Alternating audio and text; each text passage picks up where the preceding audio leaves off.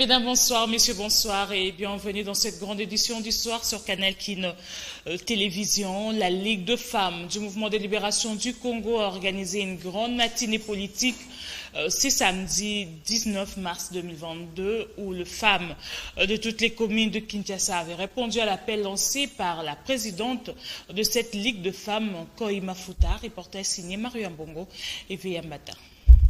Matinée politique réussie pour la Ligue des femmes du Mouvement de libération du Congo. La présidente, la sénatrice Koima Futa, a insisté sur l'engagement de toutes les femmes en politique. Que la femme s'implique de plus belle, a expliqué la sénatrice Koima Futa.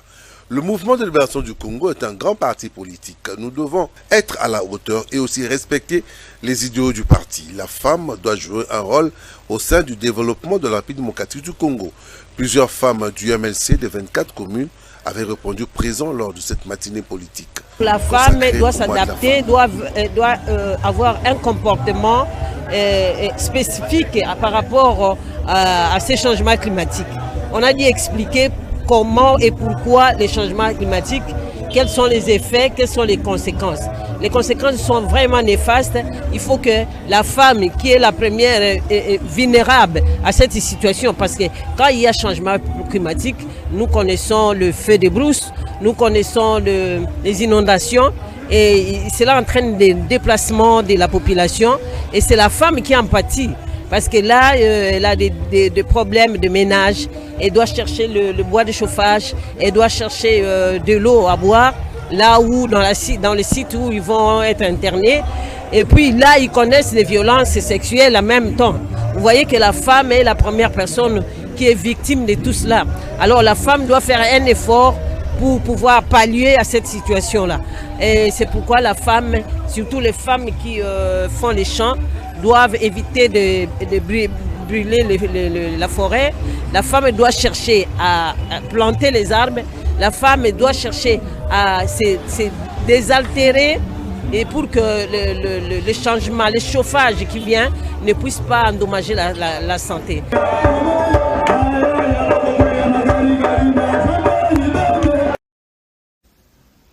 Union de femmes de Kinshasa, IFEKIN en sigle, coordonnée par Hélène Ndombesita, a organisé une conférence où la femme était mise au premier rang, une conférence où plusieurs femmes ont réfléchi sur l'émancipation de la femme dans la société face aux enjeux de l'heure. Encore une fois de plus, Mario Mbongo. Reportage. Pour l'autonomisation de la femme dans la société congolaise et réfléchir sur les enjeux de l'or. C'est dans ce cadre une panoplie de femmes intellectuelles ont défendu chacune à leur tour des sujets et ont trait au développement de la femme. De l'historique de la journée du 8 mars, présentée par l'honorable Ndombesita, suivi de Madame Kapinga qui insistait sur la problématique climatique. Pour conclure, Madame Mandungu a insisté, elle, sur les problèmes aussi d'environnement qui permettraient d'avoir aussi des produits de la terre très bio.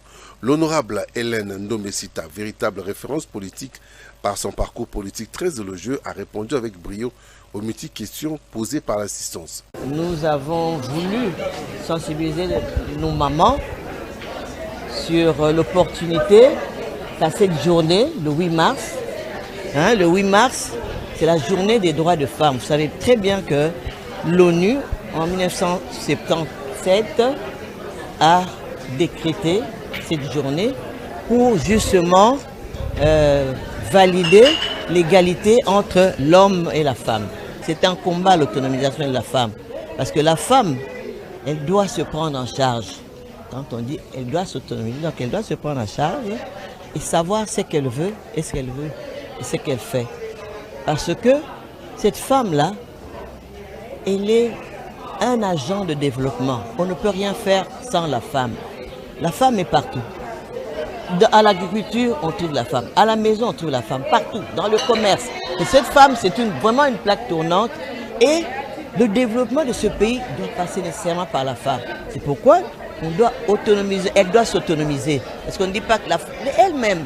Donc, elle doit faire en sorte qu'elle soit en mesure de faire ce qu'elle veut. Mais il faut qu'elle ait ce savoir-faire-là.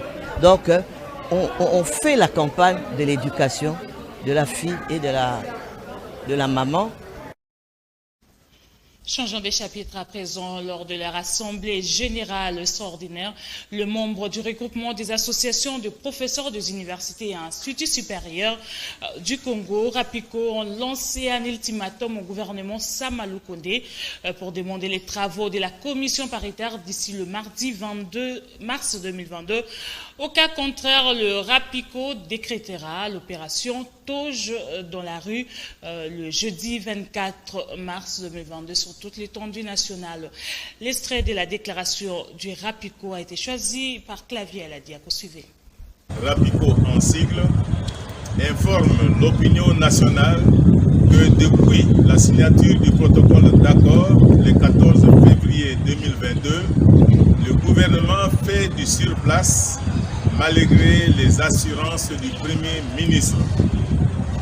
La commission paritaire, qui devrait commencer le 7 mars 2022, n'a toujours pas démarré.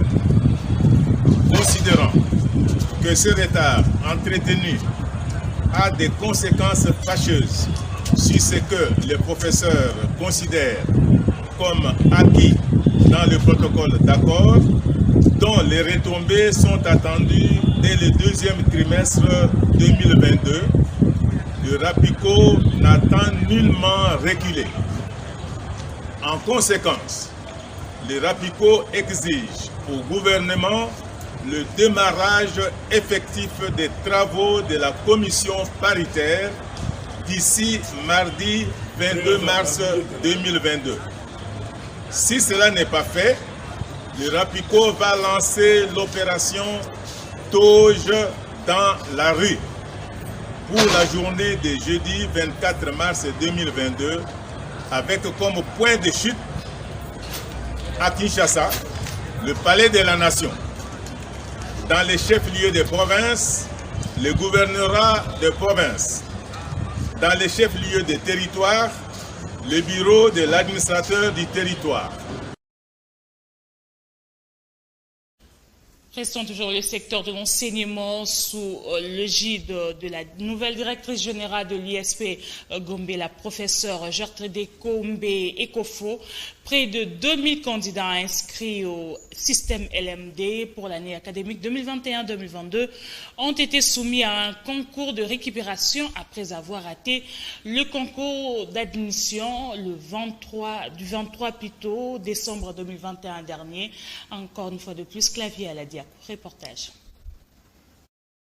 C'est un véritable pari réussi pour les comités de gestion Ekombe Ekofo nouvellement installés à l'ISP Gombe car ses premières grandes activités académiques ont respiré du succès. Après avoir raté les concours d'admission du 23 décembre 2021, près de 2000 candidats inscrits au système LMD pour l'année académique 2021-2022 ont eu la possibilité de se rattraper grâce à un concours de récupération organisé le vendredi 18 mars 2022 sous le leadership efficient de la nouvelle directrice générale de l'ISP Gombe, la professeure Gertrude Kombe Ekofo. Les Français et la culture générale constituent les branches auxquelles ont été soumis les candidats. Durant le déroulement de ces tests, respectant toutes les instructions de la tutelle, les candidats placés dans plusieurs auditoires ont reçu les félicitations de Madame la directrice générale pour les choix portés sur l'établissement consacré à la formation des formateurs. De formation qu'il y aura cette architecture. Le premier cycle, c'est la licence. Ici, chez nous, vous allez faire 4 ans. Le deuxième cycle, c'est le master, 2 ans. Et le troisième cycle, c'est le docteur. Donc, nous avons la chance d'avoir une génération bientôt de jeunes docteurs. Et je vous encourage à bénéficier, à mériter vraiment cette fierté-là. En travaillant très dur, et même dans les concours ici, faites-vous confiance, que chacun se fasse confiance en lui-même. Lors de la ronde des différentes salles de cours, la directrice générale de l'ISP Gombe, professeure Gertrude Kombe Ekofo, était accompagnée d'autres membres du comité de gestion de cet établissement, dont le secrétaire général académique, le professeur Simon Katende et l'administrateur du budget, le chef de travaux, Célestin Tondi Kikola. Restons toujours à l'ISP Gombe avec Clavier Aladiakou. Une semaine après leur prise de fonction, le nouveau membre du comité de gestion de l'ISP Gombe n'ont pas voulu tarder pour prendre langue avec le travailleur de cet établissement. À l'issue de cette réunion de prise de contact avec toutes les forces vives de la communauté de l'Institut supérieur pédagogique de la Gombe, la directrice générale Gertrude Kombe Ekofo a réitéré son ferme engagement de gérer de la transparence.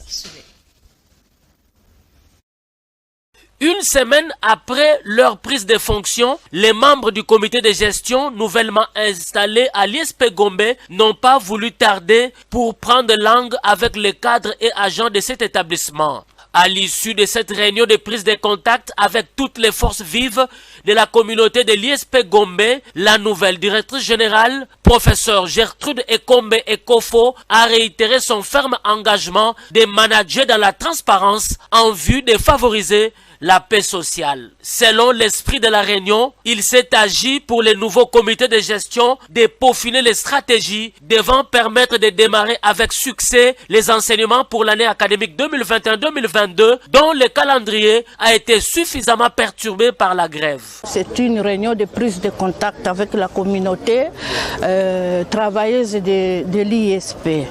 Pourquoi? Parce que nous avons perdu 2 mois. À cause de la grève sèche, on a perdu 2 mois. Normalement, le cours devait reprendre le 5 janvier, comme vous le savez. Alors, on a à récupérer les 2 mois. C'est pourquoi nous nous attelons maintenant à mettre les choses au point pour que le cours reprenne. Le secrétaire général académique, le professeur Simon Katende, pose déjà les jalons dans son secteur. Cette institution a pour objet social l'enseignement. Nous avons eu à monter une stratégie, c'est laquelle rapidement demander aux sections, aux différentes sections et départements de procéder à la délibération parce qu'il y a eu des arriérés en termes de délibération à faire pour la 2e session. Ça c'est 1. De 2, il y a la 2e vague de concours d'admission en première année. L1, d'après LMD. Dans le reste de l'actualité, sommeil de qualité, esprit sain, monde heureux, tel est le thème de la journée mondiale du sommeil célébrée le 18 mars de chaque année. Cette journée interpelle le paisible citoyen sur la qualité du sommeil que nous donnons à notre corps. Le sommeil nous prend à 1/3 de notre vie dans une journée. C'est quoi l'importance du sommeil? Éléments de réponse dans ces propos recueillis de Priska et Mikonjoli. Normalement, on parle de 8 heures, mais il faut savoir que l'organisme s'adapte selon ce qu'on lui présente, ce qu'on lui apprend. Un sommeil, normalement, il faut compter 8 heures de sommeil pour une personne normale. Maintenant, il y a des gens qui dorment 6 heures parce qu'ils sont habitués comme ça depuis de longue date et l'organisme s'adapte. Mais il faut dire que le sommeil est réparti en plusieurs phases.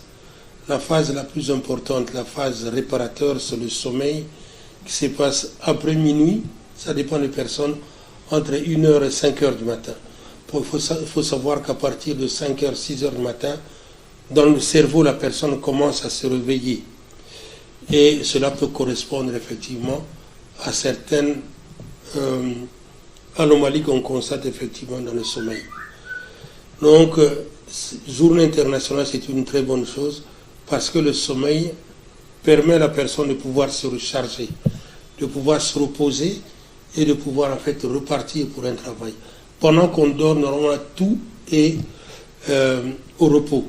Je donne un exemple, par exemple, sur la tension artérielle. Si votre tension artérielle dans la journée est aux alentours de 13, la nuit, vous devez être aux alentours de 130 sur 60, 110 sur 60 par là. Si effectivement la journée, vous avez une tension à 130.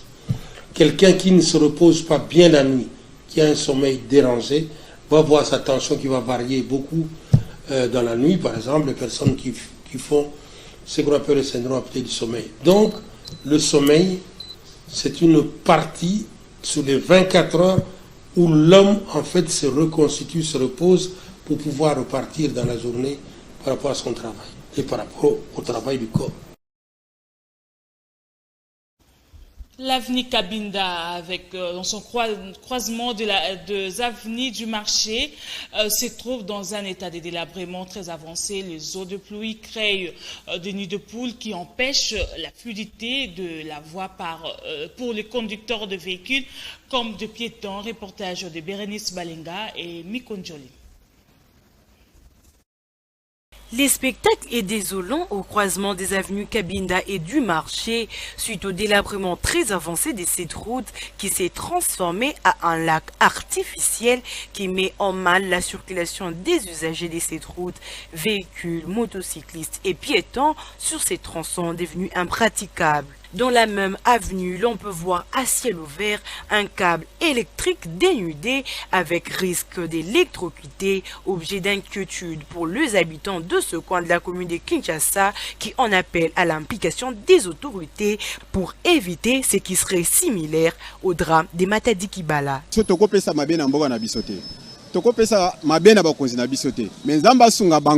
Que Dieu aide nos autorités afin qu'ils parviennent à bien faire leur travail. Mais en tout cas, cette situation reste désolante. Le bourgmestre de nos communes reste indifférent à nos problèmes, comme si cela n'était en rien leur préoccupation. Ce câble-ci reste un danger permanent pour nous.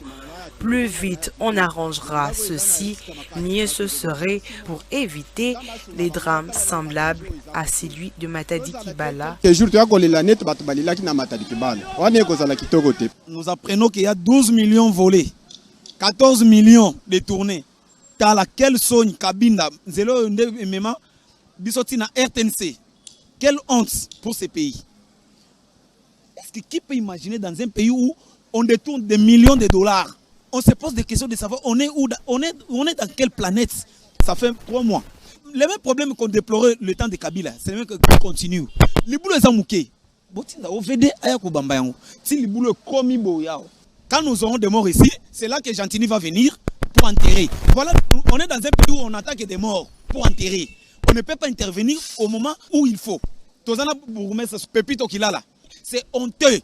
On en a marre, vraiment, nous sommes fatigués.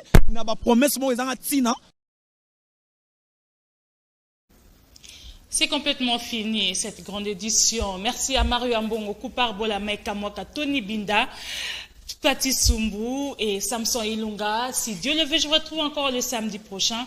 Même chaîne, même heure. Mais en attendant, respectons les gestes barrières pour freiner la propagation de la Covid-19 en République démocratique du Congo. Que Dieu nous garde. Au revoir et bon week-end chez vous.